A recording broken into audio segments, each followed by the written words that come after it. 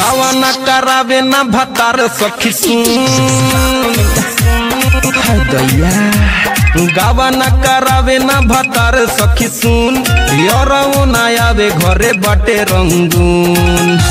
दिने पदिने बढ़े आना धूल चोली के दुनु करा न रजून दिने पदिने बढ़े आना धूल चोली के होई करा न रजून गावाना करावे ना भतार सखी सुन यारो ना आवे घरे बाटे रंगून दिने पदिने बढ़े आना धूल चोली के दुनु करा न रजून दिने पदिने बढ़े आना धूल हमारा दुनु करा न रजून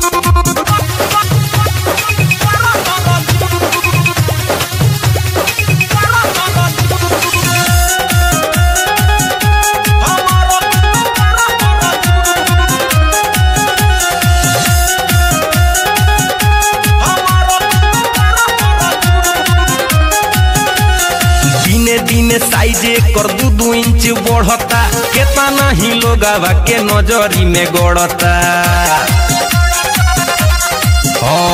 दिने दिने साइजे कर 2 इंच बढ़ता केतना ही लोगावा के नजरी में गड़ता है बढ़ के बवल से भइल बयलून कौन उपाय करी लागता वे घूम दिने पदिने बढ़े आना धूल चोली के दुनु करा न रजून दिने पदिने बढ़े आना धूल हमारा दुनु करा न रजून दिने पदिने बिने बिने बढ़े आना हमारा दुनु करा न रजून। म्यूजिक बाय विकेश भोजपुरिया। लागतावे सखी रे ई दुनु कुछ दिन पर छुए लागी धरती लटक के जमीन पर हाय दैया और लागतावे सखी रे ई दुनु कुछ दिन पर छुए लागी धरती लटक के जमीन पर अरे अखड़िले तकिया दिहिले रोजे धुन कहिया ले भतारा मनाई हनीमून